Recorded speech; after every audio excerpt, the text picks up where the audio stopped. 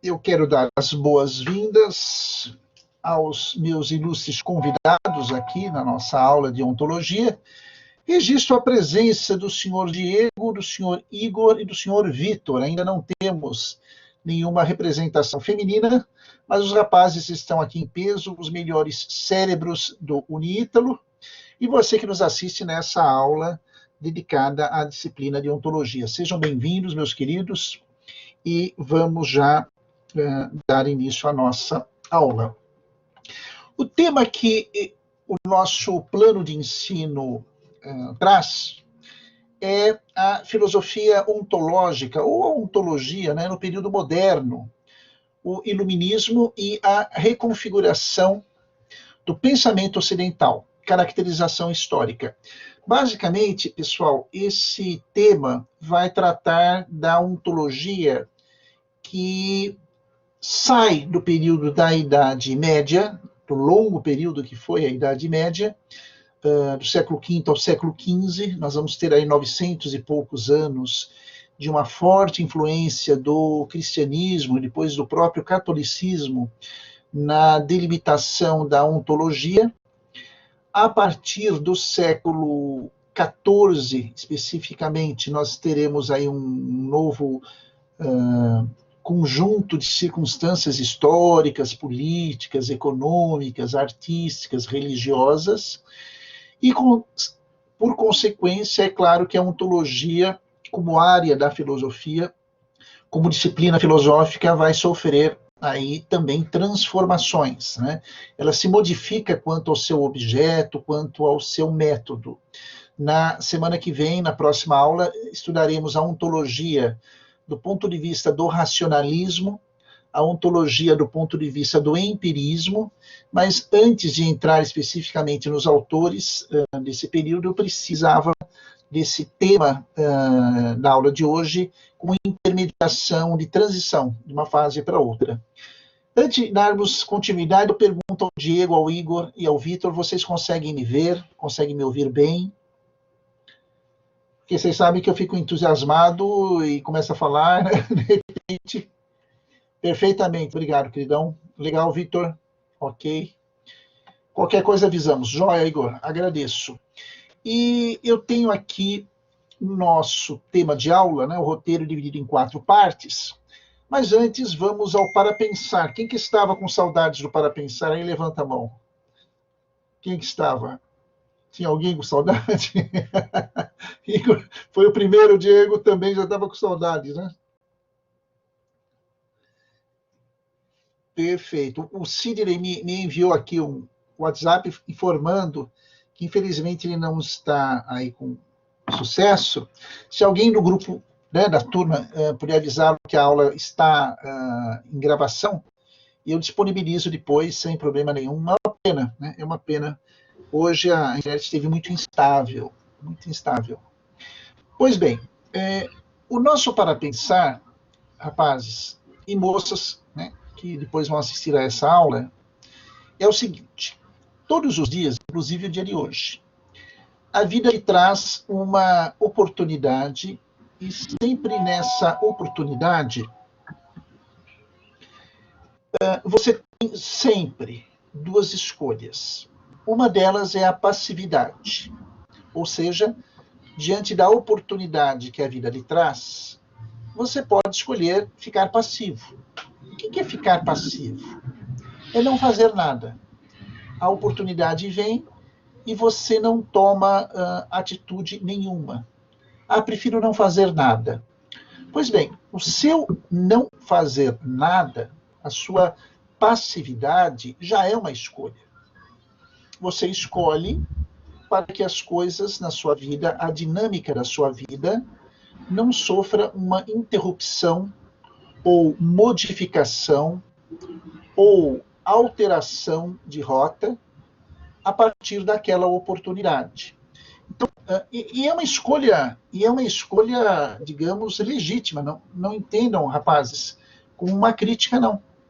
Muitas vezes, diante de uma oportunidade, a pessoa escolhe a passividade, ou seja, ela entende, já te dou a palavra, Vitor, ela entende que, por algum motivo, essa oportunidade não lhe é interessante. Então, consciente ou inconscientemente, ela, digamos, escolhe a não mudança. É uma escolha. Ou, por outro lado, ela pode fazer uma escolha pela atividade. Então, aquela. Tá bom. De boa, Vitor. Mas quando tiver dúvida, qualquer um de vocês pode perguntar sem problema nenhum. É um prazer. E a pessoa pode optar pela atividade, ou seja, transformar aquela oportunidade em algo que modifique a sua vida. Isso não significa que você vai ter mais facilidades, mas você tem a oportunidade. Né? E a pergunta que eu deixo, né, que eu faço também a mim, é qual é a nossa escolha? Passividade ou atividade? Não que uma esteja certa, rapazes, e a outra esteja errada. Nas duas você tem um ganho e um benefício. Agora, além da escolha que você vai fazer, que nós fazemos, né, todos os dias, a pergunta das perguntas: onde está a oportunidade deste dia? É isso que você tem que fazer ao acordar e fazer a pergunta: onde está a oportunidade deste dia? Vitor comentou agora, né, há pouco, né, no seu comentário, em algumas ocasiões o melhor é não fazer nada. De fato, de fato. Né? Vamos ilustrar o exemplo que o Vitor comentou. Em momentos de muita tensão, de conflito, de cabeça quente, às vezes a opção pela passividade é mais adequada, porque o momento não pede uma tomada de decisão. Aquele momento caloroso, aquele momento intenso, de muita discussão e, portanto, de muita impulsividade, não é o momento de você agir, é o momento de você aguardar, não fazer nada. Né? Às vezes é o mais prudente. Depois, situação mais amena, vamos conversar. Ou então, uma outra situação, um momento de debate também caloroso com uma outra pessoa e ela está fora de si também, ela está extremamente reativa, não é naquele momento que você vai modificar o modo de pensar do outro ou tentar convencê-lo. Ela vai ficar mais irada. Calma, o momento é de escuta, passividade. Não é porque você não está em atividade que você não age. A espera é também uma forma de atividade. Então, é um para pensar que nos faz acordar amanhã cedo e perguntar: onde está a oportunidade deste dia?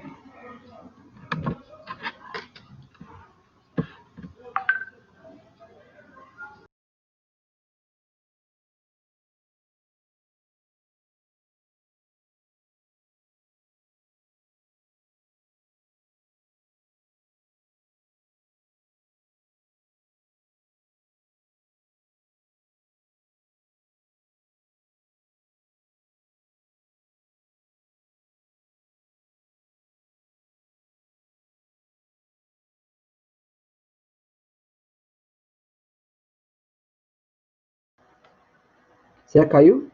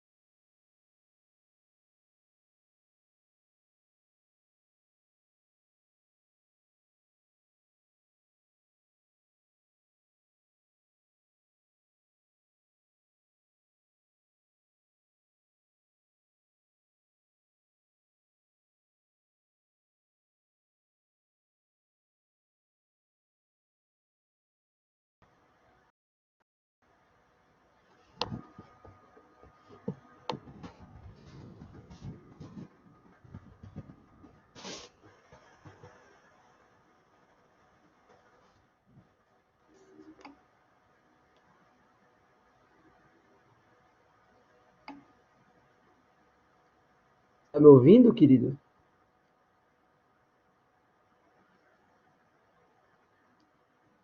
Fala, Igor. Tudo bem? Tá me ouvindo mesmo? Tô? Achei que não tava liberado o meu áudio. Tá, pô, essa vozinha é inconfundível.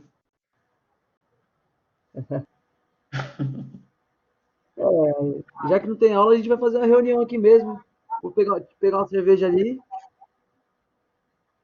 uma Pode vodka, pegar? talvez. Pode? Pode, pode. Cadê o resto do pessoal? O pior é que eu tomei toda a minha cerveja ontem, mano. Opa, boa noite, gente. Ele, E o nosso Marcílio? querido. Eu vim aqui falar que o teu servo ouve. Tudo na perfeita ordem. Grande Sidão. Aí, Sidão, quando eu trouxe de volta, Como é que é? quando eu trouxe o Marcílio de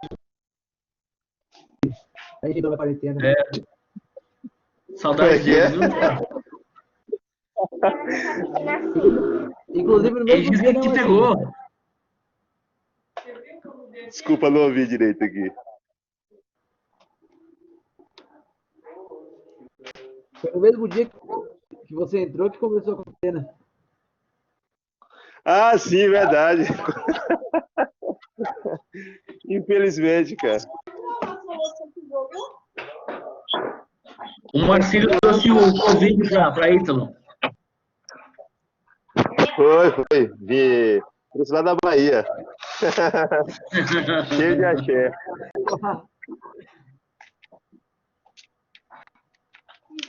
Todos os dias a vida lhe traz uma oportunidade e você tem duas escolhas: a passividade ou a atividade. Qual a sua?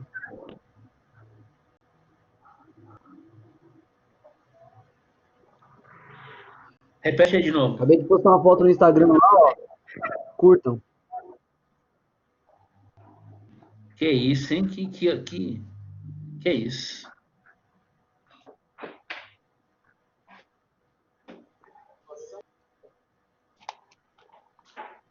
Que raspar a careca.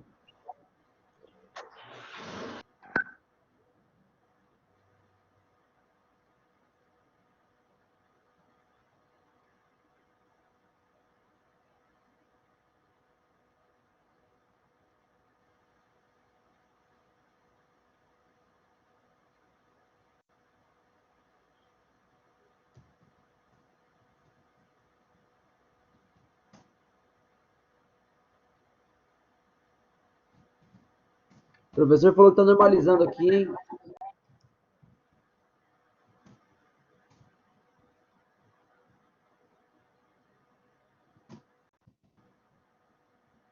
Vocês não, licença, eu vou ali pegar uma água. Pode ir, bebê.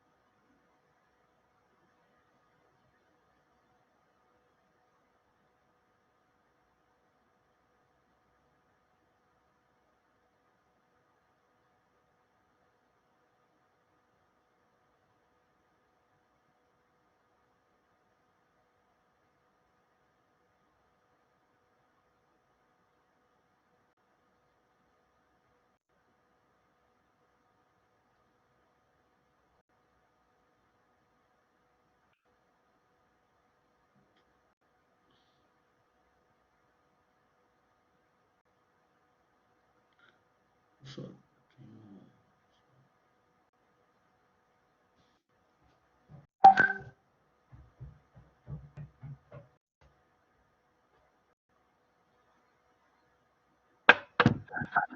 Retornei, meus amigos.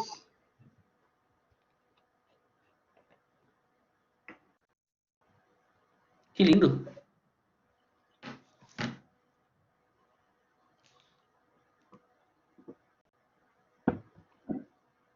Copinho de água. Aqui bebe no bico.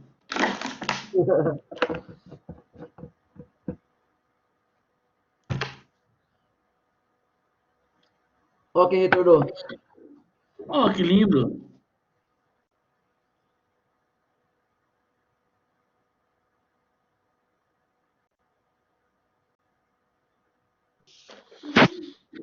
Já pode iniciar a aula aí, Igor. Olha aí, Você será o nosso professor senhor Vitor substituto conseguiu hoje. entrar. Olha aí, ô, coisa boa. Já tem o substituto? É, a Desculpa, careca é a professor. mesma. A careca é a mesma. Engraçado, quando tem aula, todo mundo fica com o microfone desligado, né? Quando o professor está fora, está todo mundo conversando, né? Que maravilha, olha só. Eu já estava começando a aula já. Podia começar, Estamos podia aqui dar continuidade. providenciando um substituto. Se colocar um Eu tô óculos e tirar a procurando- barba, fica igual. Eu estou procurando o sucessor aí tem direito ao salário também, as mordomias. Ó, aqui, ó. Muito bom, rapazes. Bem-vindo, Sidney. Bem-vindo, Marcílio. Obrigado, professor. Vitor, você Obrigado, está na professor. sala, Vitor? Você me perguntou.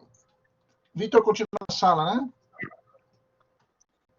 Porque ele me perguntou aqui no grupo se é para todo mundo sair. Não, pode manter, que conseguimos aqui reingressar depois de longa data, né? Longa data. Vocês conseguem me ver, conseguem me ouvir, conseguem ver a lousa, pessoal? Sim. Seguimos, pode dar Ok, tudo continuidade. certo. Beleza, meus caros. Então, vamos iniciar antes que a net caia. Então vamos lá. O tópico da nossa conversa, né, eu dividi em 3 momentos. O quarto, eu quero analisar alguma coisa do texto do professor Danilo Marcondes, pessoal. Mas eu já inicio a nossa, ou melhor, eu continuo a nossa conversa com o item 1, o Renascimento, né, período entre o medieval e o moderno, o que isso significa. Então, vamos lá. E é claro, se eu estiver complicando muito ou indo muito rápido, rapazes, me avisem, que aí eu vou adequar a velocidade da minha fala, tudo eu explico de novo. Combinado? Então, a primeira coisa que você tem que entender na nossa conversa e no estudo da filosofia é que o termo renascimento, a palavra renascimento, você observa aqui no item 1 da lousa, eu coloquei até entre aspas, né? E isso foi intencional. Né? Ou seja, quando utilizamos o termo renascimento, curiosamente, rapazes, ele não é um termo filosófico. É um termo utilizado na história, na sociologia, na antropologia, nas ciências sociais de uma forma mais ampla, e a filosofia procura dar uma explicação a esse processo. É diferente, por exemplo, de alguns outros termos, como idealismo, como metafísica, como hermenêutica, que são termos filosóficos, né? Maiêutica. O termo renascimento não é filosófico, ele é histórico. E é a partir dessa interpretação que eu quero explicar para vocês o termo. Né? É um termo composto por um prefixo, re, que significa de novo, e nascimento, que significa vir à realidade. Então, o termo renascimento é um termo histórico que vai mediar a transição de uma mentalidade medieval para uma mentalidade da modernidade. Então, é uma espécie de uma ponte histórica que vai transitar de mais ou menos 10 séculos de filosofia medieval, de uma ontologia que servia aos propósitos da religião, do cristianismo, especificamente a Igreja Católica. Inclusive, a atividade que vocês fizeram na semana passada, em Anselmo, tratava disso, uma ontologia que servia para a teologia. Então, você tem uma revelação divina, um Deus que se revela ao seu povo, ele se revela por meio das Sagradas Escrituras, ele se revela por meio do magistério da igreja, né, que os padres, os papas falavam, e cabia tão somente à filosofia, durante toda a Idade Média, explicar de uma maneira mais compreensível esses ensinamentos religiosos que na filosofia nós chamamos de dogma. Né? O dogma é uma verdade religiosa, é uma verdade perfeita que o seu nível de complexidade é tão elevado que existe uma necessidade imperiosa aí de se utilizar recursos da filosofia para se chegar à teologia, né? Para se situar no campo da fé. Pois bem, com o fim da Idade Média, eu falo aí em século XV, vocês conseguem me ouvir, rapazes? Sim. Tudo bem? Perfeito. Perfeito. Qualquer coisa, se vocês quiserem melhorar, o Vitor está sugerindo desligar um pouquinho o microfone por causa dos ruídos. Tudo bem, então. Perfeito. Então, o que vai ocorrer, rapazes? Sim, de fato deu uma melhorada. Obrigado, gente. Então, você tem uma ontologia que serve a um propósito religioso, cristão, né, católico, e passa para a fase da modernidade. Então, o que isso significa, esse renascimento? Que é importante que você entenda, uma mudança de mentalidade, de uma ontologia, de uma mentalidade religiosa para uma mentalidade artística, cultural, filosófica. Então, esse renascimento vai surgir aqui no item 1 que eu coloquei para vocês, mais ou menos, né? Item 1, renascimento, intermedieval moderno. Significa que ele vai ser um período que vai do século XIV, aproximadamente, e vai se estender até mais ou menos o século XVII. É um conjunto de mudanças de natureza artística. O Renascimento é um conjunto de mudanças nas artes, de uma forma geral, na literatura, na pintura, na escultura, em todas as manifestações que o homem encontra para encerrar uma fase, um período de uma mentalidade europeia religiosa para o mundo da cultura. É como se a própria Europa daquela época, não pense na Europa atual, né? Mas é como se a própria Europa do século XV quisesse e buscasse um renascimento no modo de pensar, no modo de viver, no modo de existir. Né? É particularmente interessante esse item 2 que eu coloquei aqui, o objeto e as áreas de alcance do Renascimento. Qual era, né? O que queria, o que buscavam os renascentistas na época, os artistas da época, os pintores, os escultores, os músicos da época, né? O que a Europa buscava no Renascimento. E o seu objeto era o de tentar resgatar, olha que interessante, renascimento, resgatar aquela cultura clássica que caracterizou tanto a Grécia como a cultura latina. Então, o Renascimento vai surgir na Europa como um certo saudosismo pelos ideais da Grécia e de Roma antes do advento da Igreja Católica, antes do advento do cristianismo.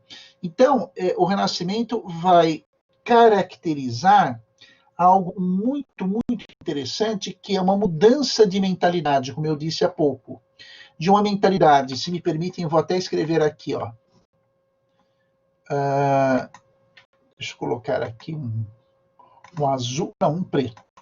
Né? No item 2, pessoal, de uma mentalidade teocêntrica, consegue ver? Para uma mentalidade antropocêntrica. Conseguem visualizar, rapazes? No item 2, o objeto da mudança era olhar para a Grécia, olhar para Roma, antes do advento da igreja. E as áreas, né, coloco o objeto e as áreas do alcance do Renascimento, que conseguem fazer isso, que conseguem resgatar esses valores, esses ideais, foram três. A primeira, como eu falei, a área do universo artístico. Então, deixa eu colocar aqui, áreas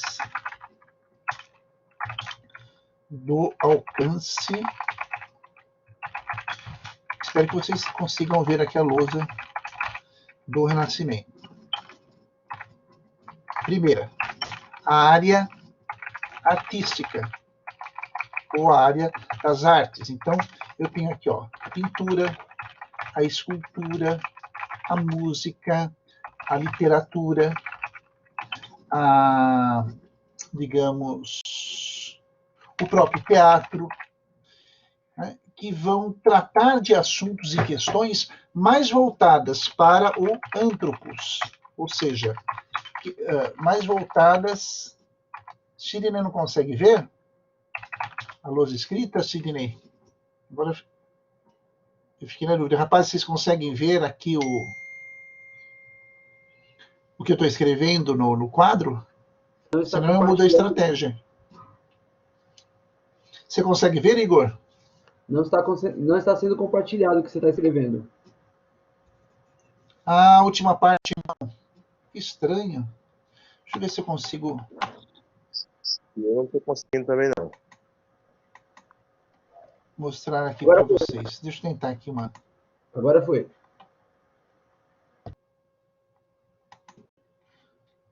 Vocês conseguem? Visualizar? Volta de novo. Você tinha compartilhado. Só que agora quem não vê sou eu. Não, É ficou tudo branco. Que loucura, gente.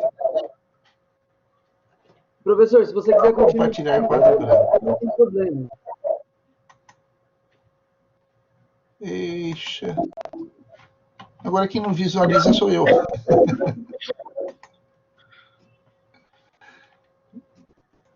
Que loucura. Deixa eu tentar aqui. E agora, pessoal, vocês conseguem ver?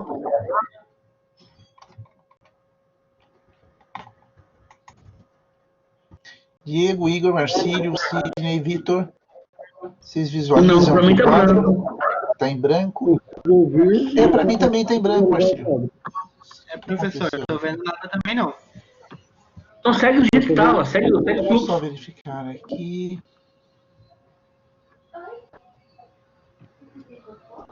Mas não podia ter deletado o Igor aqui. Geralmente isso fica disponível.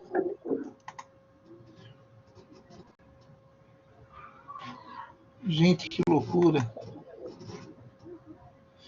Com o professor Zag, vocês têm ele tem essa dificuldade também? Ele apresenta direto do PowerPoint. Nesse compartilhamento aqui do quadro? Ele não usa o quadro não, ele usa o PowerPoint. Bom, vamos... para mim tá branco também. Não sei o que aconteceu.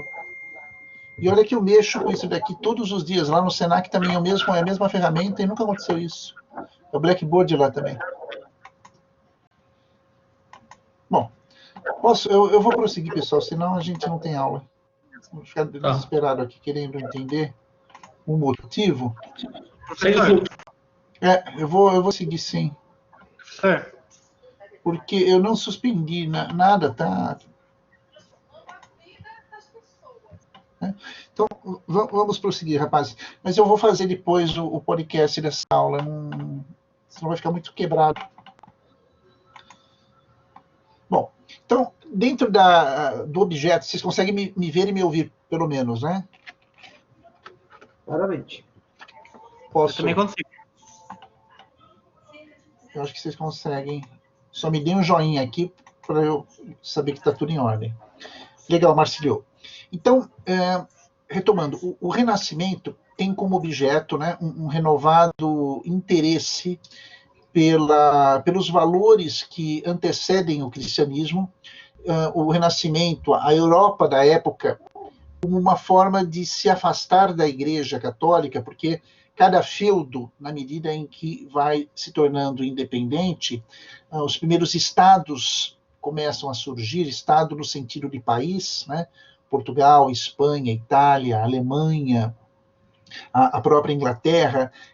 Cada feudo que se transforma numa cidade maior, num estado, começa a se desvincular da influência decisiva que a Igreja Católica tinha, não somente sobre a cultura, mas sobre a moral, sobre a economia, a política, e, por consequência, é claro que essas nações-estado buscavam também outros valores, e vão conseguir esses valores olhando para fora, para além da reflexão ontológica religiosa. É esse ponto que eu necessito que você entenda. A ontologia, até antes do Renascimento, era uma ontologia religiosa, cristã, católica, confessional, que tinha aí o seu propósito, tinha a sua utilidade, que era tão somente ser a escrava da teologia, né? Uma ontologia, uma filosofia que se servia para reafirmar os ensinamentos doutrinais da Igreja Católica. Isso teve o seu mérito, teve o seu valor naquela época, mas já não atendia mais às necessidades de uma Europa crescente, de uma Europa que começava a se formar na configuração que hoje nós entendemos, né? O que era um feudo começava a se tornar uma cidade-estado, né? Um país, uma nação. Então, foi assim com Portugal, foi assim com a Espanha, foi assim com a França, foi assim com a Itália, foi assim com a Alemanha, foi assim com a Suíça, foi assim com a Inglaterra. Então, esse renovado interesse pela cultura clássica grega e romana, né, e latina, faz com que surja aí uma nova visão de mundo, uma mudança, como eu coloquei na lousa, uma saída de um teocentrismo, em que todas as questões estão centradas, né? Centrismo na figura de Theos, na figura divina, de Deus, para uma nova perspectiva. Eu gosto muito dessa palavra que eu vou colocar aqui no bate-papo, para um novo paradigma. Paradigma é um modo de se entender a realidade. Conseguiram ver no bate-papo, pessoal? É uma mudança de paradigma, de um paradigma teocentrista para um paradigma antropocentrista. E quais são as áreas que o Renascimento vai atuar? E o Igor pergunta, haveria uma certa renúncia à igreja, à cultura cristã? Continuava firme. É uma coisa muito interessante, Igor, e importante a sua pergunta. Embora houvesse, por parte dessas nações que constituíram a Europa do período moderno, de um lado, né, essa necessidade de se separar da igreja instituição política, um interesse em separar a igreja como instituição política, sim. Agora, você tem 10 séculos, pessoal, são quase 1000 anos, de influência cultural, religiosa, né, sobre esses países, e ainda permanece. Então, é muito interessante, porque a cultura cristã, né, os paradigmas cristãos continuavam muito firmes, e ainda continuam. Então, o interesse do afastamento, de rompimento com a igreja, não é necessariamente, deixa eu só arrumar aqui a minha cadeira, um interesse, digamos, um afastamento para com a doutrina religiosa. Não, não. Era com a igreja como instituição política. E, é claro, as nações-estado, cada uma buscava a sua independência também política. Daí a cisão. Mas, do ponto de vista dos valores, eles continuavam, até certo ponto, vigentes. Né? Isso vai ocorrer lentamente depois com a reforma protestante, que eu vou entrar daqui a pouquinho. Mas, só para você se situar dentro do nosso roteiro, né? Estou no item 2 da nossa lousa, e quais são as áreas que o Renascimento vai atuar. O primeiro é o mundo das artes, como eu havia dito. Ah, perfeito. Que bom que você perguntou, Vitor, porque eu vou falar exatamente agora. As áreas artísticas em que o Renascimento vai buscar um novo paradigma. Eu vou responder agora para você, Vitor, e para os seus colegas. A pintura vai sofrer uma forte influência renascentista. A música também deixa de ser uma música religiosa para se tornar uma música laica, né? Laica no sentido de leigo. Tá? Você tem também a pintura, a escultura, o mundo das esculturas que vão sofrer essa influência. Se você pegar, por exemplo, artistas como Michelangelo, por exemplo, você vê que eles vão resgatar valores da Grécia. Tá? Nós estamos falando, Sidney, de um período, não de um ano, mas o Renascimento do século XV, século XIV, podemos nos precisar aí, né? Século XV, até mais ou menos o século XVII. Então, o Renascimento vai ter aí um período mais ou menos de 200 anos, influenciando a filosofia moderna. Tá? Nós vamos ter também, então, a música, a pintura, de nada, meu querido, a escultura, o próprio teatro, são campos das artes em que a Europa daquele período vai mudar os paradigmas religiosos para um paradigma totalmente antropocêntrico, ok? Então, essa reconfiguração, vou até colocar aqui no bate-papo, eu sei que vocês estão anotando, essa reconfiguração do pensamento ocidental se dá, em primeiro lugar, no mundo das artes. Em segundo lugar, isso vai ocorrer, né, na filosofia política e social. Né? Vão surgir os primeiros pensadores dedicados a estudar a filosofia, a política, do ponto de vista, digamos, do direito. Né? O Sidney vai ficar muito feliz porque é nesse período que o direito vai ganhar uma autonomia em relação à igreja. Você vai ter os primeiros filósofos, embora vindo de Aristóteles, que vão se dedicar ao estudo da filosofia política. Por exemplo, os contratualistas, tá? Que vão surgir mais para frente, vem do Renascimento. Né? É o direito que se separa também da religião, né? O direito civil. Ele vai se prender mais ao direito romano, é uma coisa muito, muito interessante também. E também, em terceiro lugar, que ficou faltando aqui, que eu vou colocar agora para vocês, o Renascimento vai atuar muito e favorecer bastante, pessoal, as descobertas na área da ciência, as descobertas científicas. Né? A biologia começa a evoluir, a física, a química, porque são ciências da natureza que se separam da igreja, daquela visão de que tudo que existe na natureza é uma criação divina e, portanto, ela deve ser respeitada. Nesse ponto, os primeiros cientistas começam a se separar do processo religioso e se dedicam mais a uma investigação para além dessa realidade. Então, você vai ter aí, pessoal, 3 áreas que vão trazer, que vão caracterizar o que eu escrevi, uma reconfiguração do pensamento ocidental. E aí, entramos no tópico 3 da nossa conversa, que é uma pergunta que vocês podem me fazer com todo o direito. Mas, professor, então, como é que fica então, a ontologia? Então, Então, como é que essa disciplina, que até então estava mais voltada para a explicação, né, do ser na religião, como que isso fica a partir do Renascimento? Né? Só para você ter uma ideia, a Idade Moderna, eu sempre comento isso em aula, vai do século XV, 1453, até o século XVIII, 1789, que é a Revolução Francesa.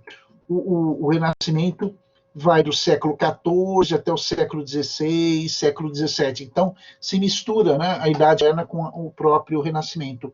Mas como será que fica a ontologia? Será que ela vai se encaixar numa dessas três áreas? Nas artes, na filosofia política, nas descobertas científicas? Ou vamos encontrar um outro fenômeno para a ontologia? O que vocês acham? Onde que ela vai se manifestar? Dentro ou fora da religião católica? Não é que eu parei de falar e deu um problema, não. Estou deixando vocês pensarem.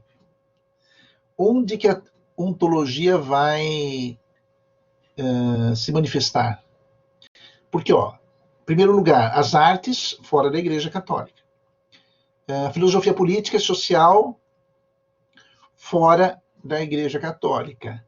Descobertas científicas fora da Igreja Católica. E o Vitor arrisca aí, acho que dentro da Igreja Católica.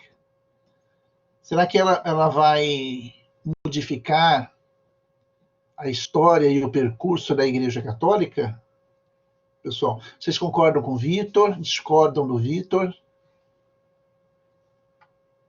Ele colocou até um olhar assim investigativo, aí, um emoji. O que vocês pensam, rapazes?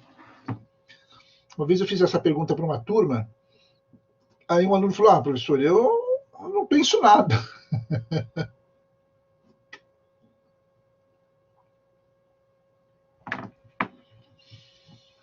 E a resposta, Diego, vou repetir assim a pergunta. Vou repetir. Diante do que nós falamos até agora sobre o Renascimento, nós percebemos que há uma busca por novos paradigmas, uma mudança de mentalidade, e o homem vai buscar no mundo das artes, né? Depois na filosofia política, social, nas descobertas científicas, um novo paradigma, uma nova maneira de se viver, de se manifestar e de se afastar da igreja do ponto de vista dos paradigmas. E, é claro, nós estamos num curso de filosofia, mas a disciplina é ontologia. Eu fiz a pergunta e faço novamente. E onde a ontologia vai se manifestar com essa mudança de paradigmas? Fora da igreja, como é o caso das artes, da filosofia política, das descobertas da ciência, ou dentro da igreja? O Diego, não, o Vitor acha que é dentro da igreja. O Marcílio diz que está um pouquinho em cima do muro. O Marcílio fala também que está agora fora da igreja. Sidney fora da igreja de forma mais ampla e profunda. O Igor pergunta se ela teria espaço para atuar dentro desse contexto social. Gostei da diversidade. E o fato histórico, até gostaria que você anotasse esse termo aqui, essa expressão que eu coloquei no bate-papo. O fato histórico, pessoal, que vai abrir as portas para a ontologia, de fato, iniciar a Idade Moderna, se iniciar na Idade Moderna, tem um ano e tem um nome. Eu vou colocar o ano. Vocês vão ver de agora. E tem um nome chamado nas relações do trabalho. Sim, Diego. Mais para frente vai atuar nas relações de trabalho, mas antes haverá um personagem aqui chamado Martinho Lutero, e o ano é 1517. Olha que interessante. Dentro da própria igreja. Martinho Lutero era um padre da ordem agostiniana, ele era de influência platônica agostiniana, que em 1517, eu falo aí de século XVI, 1517 é o século XVI, pleno Renascimento, vai se opor. O Vitor acertou. Troféu joinha para você, Vitão. Troféu joinha. Na mosca você acertou. Se a pergunta valesse $1 milhão, você estaria rico nesse momento. Martinho Lutero vai entender que essa igreja que vem da Idade Média, né, depois de 10 séculos, é uma igreja, do ponto de vista institucional, é uma igreja carregada de vícios. Né? Há um termo no universo eclesiástico muito interessante, e na sociologia também, que diz que a igreja é santa e pecadora. É santa porque foi fundada pela segunda pessoa do cristianismo, na Trindade, e é inspirada pela terceira pessoa da Trindade, que é o Espírito Santo, mas ela é pecadora porque é constituída de homens. Então, a crítica de Lutero não é em relação à doutrina, do ponto de vista teológico. E isso é importante para você que faz filosofia. A crítica de Lutero era para com a instituição política que se enveredou por interesses financeiros, a vinda, né, das indulgências, que infelizmente eu não posso me aprofundar pela questão do tempo, mas que, sob uma certa perspectiva, Lutero rompe com essa igreja ao publicar, nesse ano, as famosas 95 teses. O que são essas 95 teses? São 95 pontos teológicos com os quais ele postava a sua incredulidade diante do discurso da igreja e a prática que ela fazia. Então, ele, por meio das 95 teses, ele se posiciona como um teólogo extremamente inteligente no sentido de querer corrigir, de querer purificar essa igreja que ele tanto amava. Né? Lutero não ficou feliz ao sair da igreja, ele queria continuar na igreja, queria reformar essa igreja dos próprios vícios que, como instituição feita por homens, ela acabou granjeando, ela acabou construindo e não se apercebia disso. Como ele era um padre, um religioso extremamente amoroso da sua igreja, ele quis fazer, num primeiro momento, essa crítica no propósito de purificá-la, de corrigi-la, de ajustá-la.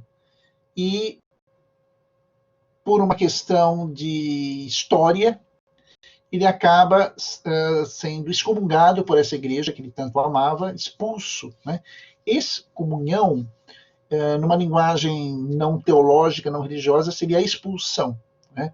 A pessoa não mais faz parte da comunhão da igreja, não mais faz parte dos ideais daquela igreja, então ela é expulsa. Né?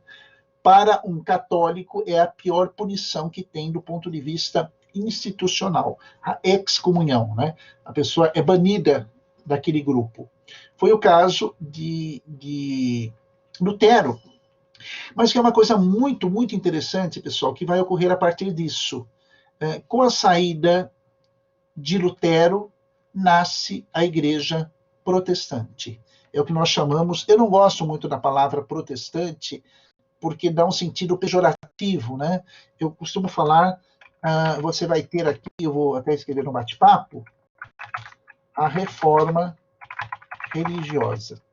Né? Surge o protestantismo. E aí sim, pessoal, aí sim nós vamos ter uma nova possibilidade, uma nova oportunidade para que a ontologia, né, se afaste da igreja institucional e continue a ser uma disciplina filosófica. Né? A metafísica vai começar a ser uma disciplina que vai sair das mãos do clero. Claro, naquela época, toda a Idade Média, quem eram os professores de ontologia? Eram os padres. E essa ontologia começa a ser pensada pelos leigos. Olha que interessante, né? Serão aqueles leigos que rompem, né? Reformado, Marcílio, muito bem lembrado. Eu me sinto mais confortável, embora eu seja católico romano, eu me sinto mais confortável com o termo reformado também. Esses membros, esses cristãos, né, não católicos, né, esses cristãos reformados, como bem indicou o Marcílio, vão trazer sobre si a responsabilidade, por exemplo, da interpretação da Bíblia, a responsabilidade, por exemplo, da ontologia, dialogar com o antropocentrismo, da ontologia, dialogar, por exemplo, com o Renascimento, da ontologia, por exemplo, dialogar com a ciência, da ontologia, dialogar, por exemplo, com o mundo do trabalho. Quem que colocou aqui a questão do mundo do trabalho, que eu falei que seria um pouquinho mais na frente? O Diego, né? O Diego, às 20h13, escreveu: a ontologia, no meu ver, vai encontrar espaço nas relações do trabalho, sim. Ela vai dialogar com o mundo do trabalho. E ela vai dialogar também com a própria filosofia. Então, é muito, muito interessante, porque esse vai ser o tema que nós vamos ver na semana que vem, a ontologia quando utilizada como ferramenta na Idade Moderna de duas grandes correntes filosóficas. Na França, né, especialmente, e na Alemanha. Né? Então, nós vamos ter na França o racionalismo, iniciado por Descartes. Né? É algo até interessante, porque nós vamos já entender e estudar na semana que vem a ontologia na perspectiva racional. Né? Mas, Felipe, mais racional e ontologia? Então, nós vamos começar a analisar Descartes, né, em alguns filósofos cartesianos, filosofia francesa, que tem uma carga muito forte de Platão, do idealismo platônico. E vamos conhecer também a ontologia na perspectiva do empirismo inglês, né, que valoriza muito a experiência. Então, olha que coisa interessante, pessoal. Vindo lá da filosofia antiga, Sócrates, Platão e Aristóteles, você vai ter em Sócrates uma filosofia mais voltada para a ética, uma ontologia direcionada à ética, o que é ser honesto, o que é ser bom, o que é ser justo. Depois nós vamos ter uma ontologia platônica, que vai interpretar o mundo a partir da realidade de dois mundos. A realidade gosta de dois mundos: o mundo das ideias, o mundo espiritual, o mundo das essências, de onde somos originários, e o mundo real, o mundo concreto, o mundo finito, ao qual nós estamos presos. Com essa morte, nós retornamos à nossa casa original. Depois nós vamos ter, pessoal, uma ontologia aristotélica, que vai nos ensinar que o ser das coisas está na relação do homem com o mundo, por meio da experiência. Então, eu sei o que é um caderno, eu sei o que é uma árvore, eu sei o que é a água, pelas relações de experiência que eu estabeleço com o mundo. Não existe uma ontologia que já nasça comigo. Eu vou aprender a abstrair, né? Eu vou saber, por exemplo, que uma caneta é uma caneta a partir dessa relação que eu tenho com o objeto. Né? Os meus órgãos sensoriais vão construir a ontologia, né? O ser das coisas na minha mente.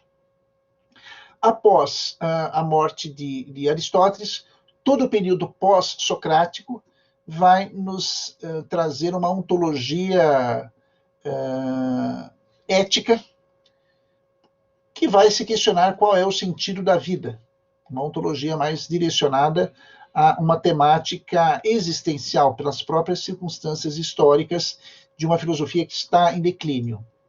Temos, em seguida, século V até o século XV, uma ontologia que vai atender mais a uma proposta, digamos, religiosa, institucional, cristã, católica, confessional.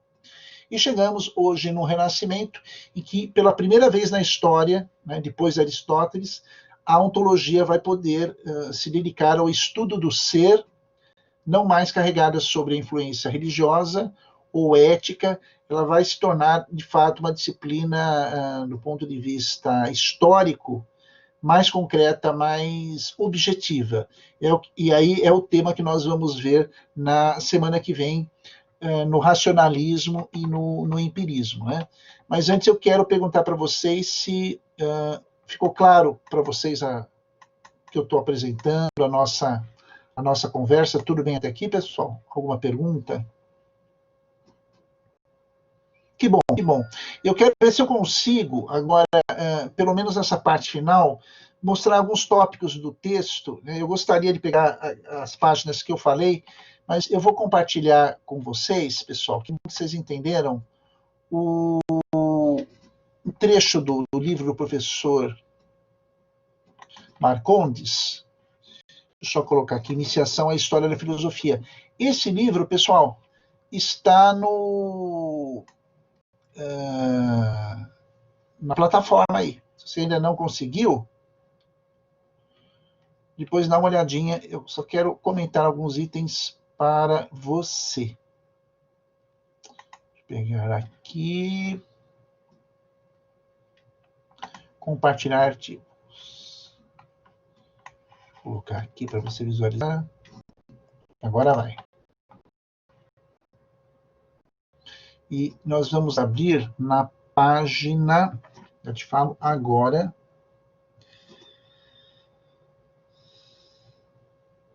176, é isso? Se já tiver o texto. 156. Isso, Iniciação à História da Filosofia, que o senhor Igor já está disponibilizando. Ele está convertendo aqui. Muito agradecido, senhor Igor.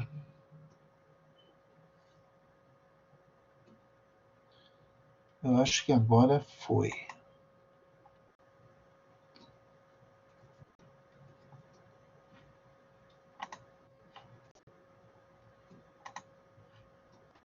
Na página, se você já tem o texto, pessoal, na página 156.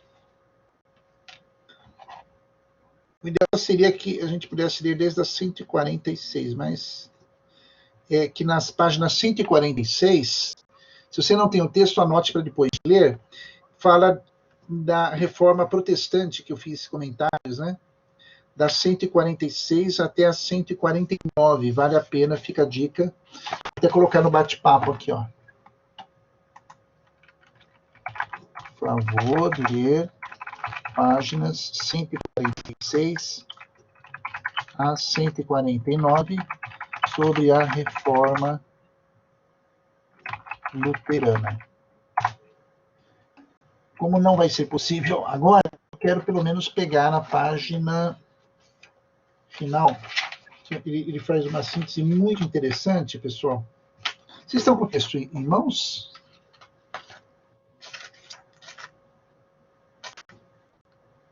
Página 156. Vocês conseguem abrir o texto, gente, ou não? O Igor está no aplicativo. Porque como está carregando aqui, eu acho que está muito... Agora foi. Compartilhar agora.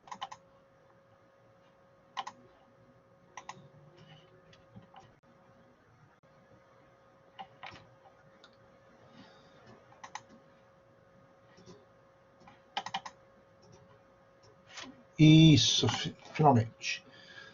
Só que eu penso que eu vou ter que correr página por página, será? Ixi, eu gostaria de ir até a página 156. Aqui já, 18. Ixi, vamos lá. Não dá para dar o link e pular direto para a página. Seria muito bom. Já estamos na 52.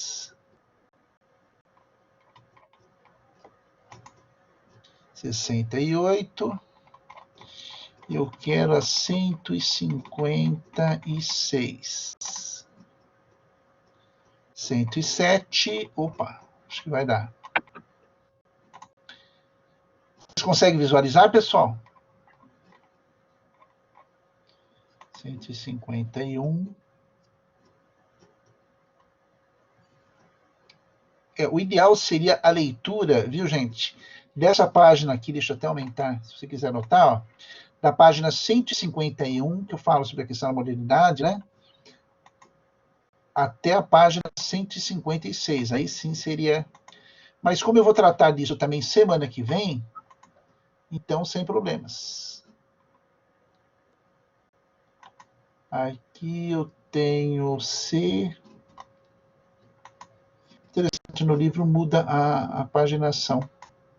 Né? 164.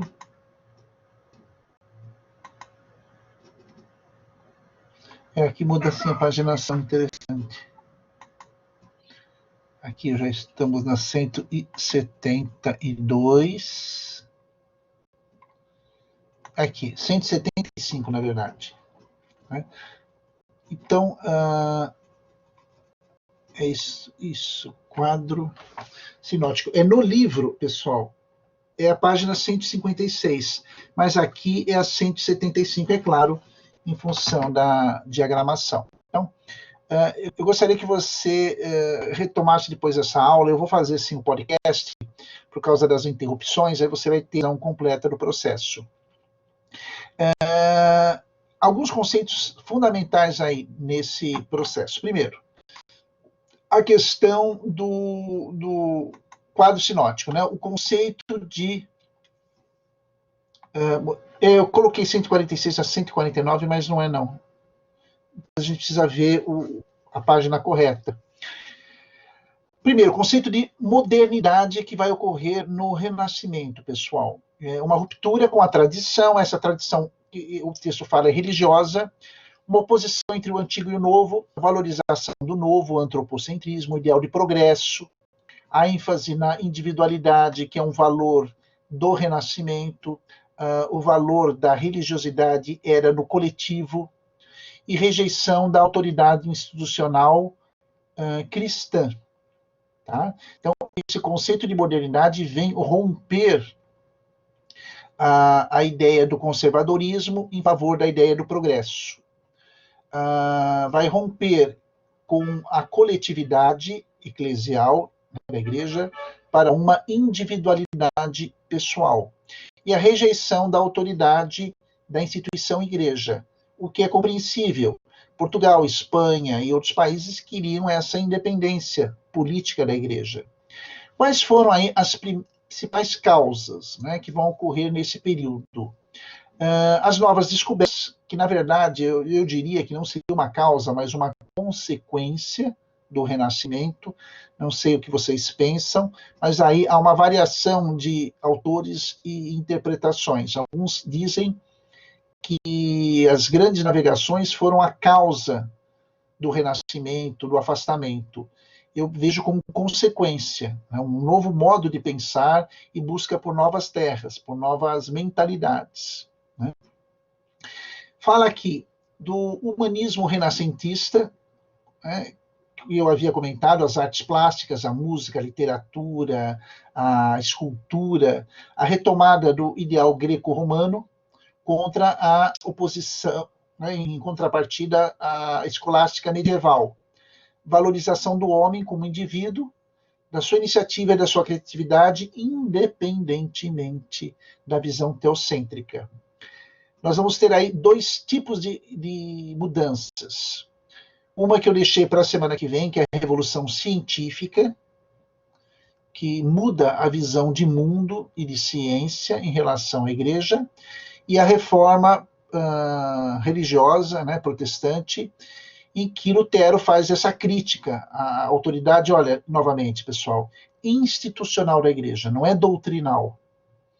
Lutero não vai combater a doutrina cristã, mas sim a prática institucional da igreja. Valorização da interpretação da mensagem divina pelo indivíduo e não mais pelo sacerdote, pelo padre. ênfase na fé com uma experiência individual. E um tópico também que eu vou tratar na semana que vem, não quero falar sobre isso hoje, é a redescoberta do ceticismo, né? Que era uma antiga corrente filosófica pós-socrática que vai influenciar muito o modo de pensar. Então, minha sugestão, pessoal, como tema de apoio na leitura de vocês, eu pegaria aqui, ó, da página, deixa eu só voltar, estamos aqui na página 176, eu faria uma boa leitura, você teria uma visão completa da nossa conversa hoje, além do podcast que eu vou fazer, eu pegaria aqui da 168, item E,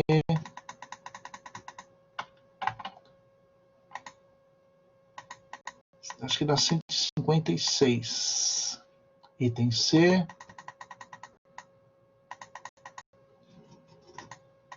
É que a paginação do livro impresso é diferente aqui. Isso, aqui, ó. Da página 151.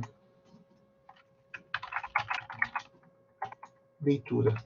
Da páginas 151 a 176, né? Foi o que eu disse? Foi isso aqui mesmo?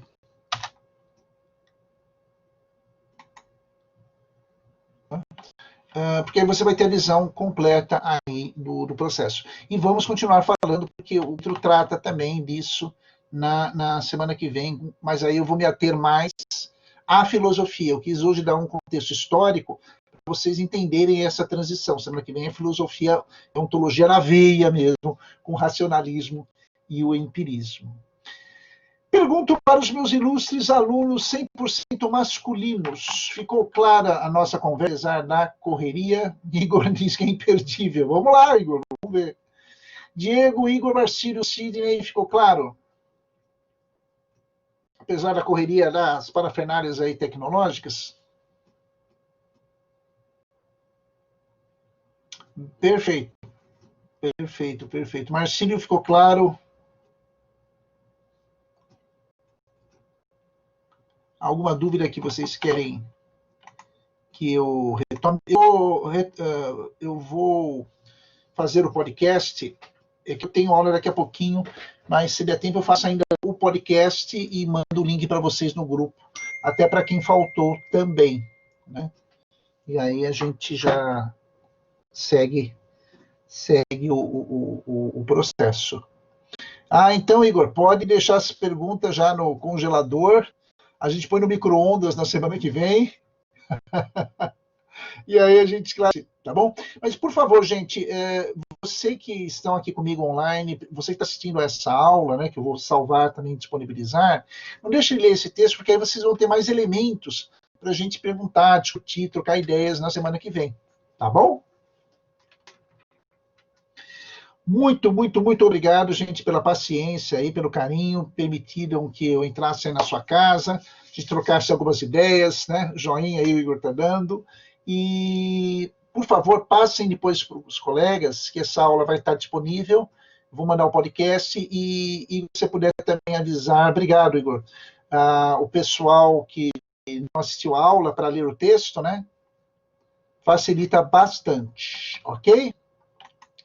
Um abração para vocês. Boa semana. Um aviso também. Essa semana eu vou passar as informações de como vão ser as provas. Nós vamos manter o calendário, tá? As provas vão ser todas online, mas aguardem que eu vou explicar para vocês, eu vou marcar uma reuniãozinha para você saber como é que vai ser o processo. Tá? Provavelmente a gente não retorne esse semestre, né, pelo andar da carruagem, então as provas, salvo alguma mudança de última hora, mas as provas vão ser online, tanto a avaliação final, as provas finais, como também a avaliação institucional. Tá? Mas aí eu mando um aviso para vocês, tudo com calma, a gente vai explicar como que vai ser o processo. Tá? Serão online, sim, as provas finais. Tá bom, pessoal? Um abração para vocês, até mais. A gente vai se falando pelo grupo. Tchau, tchau. Falou, tchau, tchau. Beijo na bunda de vocês. Um cheiro no sovaco.